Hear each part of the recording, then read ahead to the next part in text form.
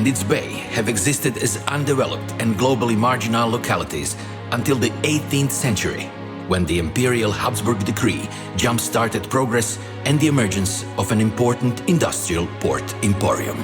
The rather simple motive behind this was that Vienna, in truth a bit too late, realized that empires aspiring to gravitas needed their sea, maritime sector and related manufacturing. The decision to select Rijeka as the location was based on its immediate access to deep sea and abundance of drinkable water. These made Rijeka a perfect place for the maritimization of a previously dominantly continental monarchy. This development, overseen remotely from Vienna and Budapest, involved enormous investments and radical spatial interventions, wherein the complex infrastructure took first, second and third place. The citizens were assigned a single function, acting as the service providers for the new infrastructure.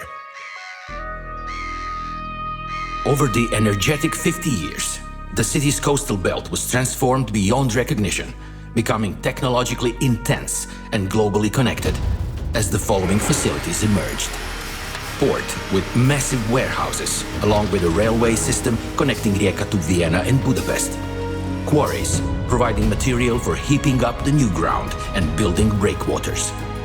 Shipyard that constructed famous ships. The largest state-owned oil refinery. The first and globally unique factory that produced torpedo, an invention born in Rijeka.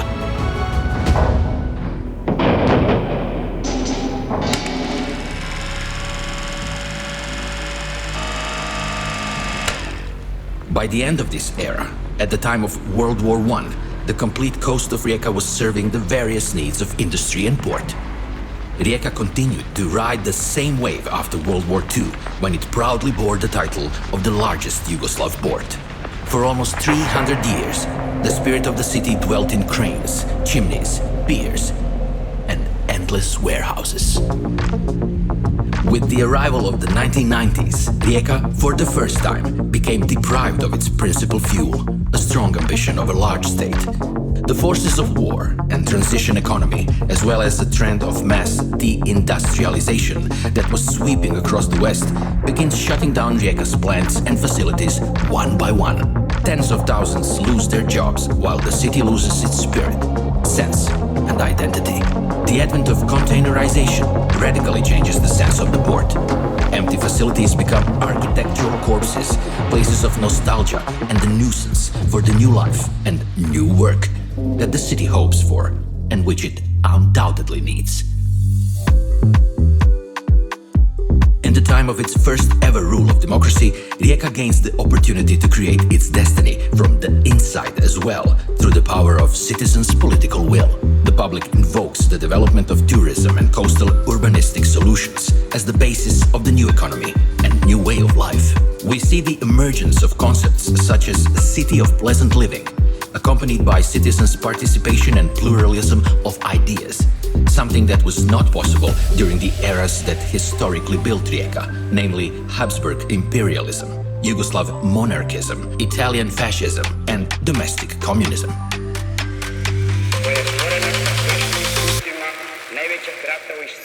Mololongo, the spine of Rijeka port, is now open to citizens in the form of 2 kilometers long promenade. The only ships that this pier welcomes today are cruisers, tourist sailing boats, and soon to be renovated Tito's Galeb, which will become a museum ship. The old port basin became a place for regattas, home to large yachts, the first ship hotel, and the site of numerous events that culminated in a festive opening of Rijeka 2020, European Capital of Culture. The beach life was enriched with bars that, in a manner of rather atypical for Croatia, act as the hubs of independent culture, jazz, alternative and off scenes. Large investments such as the Kantrida pool complex and nearby Hilton have altered the dynamics of Rijeka's western coast, the image of the city, as well as its collective self-understanding. Tourism, once invoked almost unisonally, began to show its true face. Over the last decade, the number of tourist visits to the city nearly quadrupled. This fact prompted many to caution how to evade traps that many other Croatian cities fell victim to. The projects continuing to revitalize the city coast have to find their path through these dilemmas. The works at construing Rijeka Marina at the very city center are commencing as we speak. A range of warehouses and port spaces have been demolished to make space for the new bus terminal, while the rapidly emerging new container terminal assigned a technological function to a part of the legendary Metropolis warehouse. The project of the new football stadium at the mythical quarry location causes multiple clashes of conceptions between the green opponents of Dubaization, football fanatics, and aficionados of development and construction at any price whatsoever. Battles are fought over the development of the area surrounding the ex-children's hospital, again between the defenders of public spaces and promoters of further touristification. Can we imagine the storms that will be raised over planning the future of the largest post-industrial territories? Torpedo, Metropolis,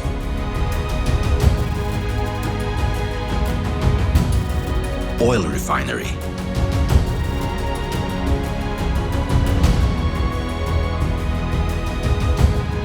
Delta,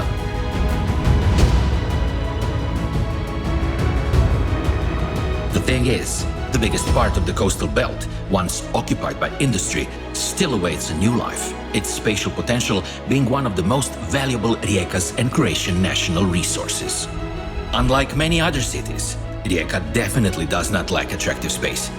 However, it does lack methodology, new ideas, investment, and, most of all, new residents. You are all invited to become a part of Rijeka's future.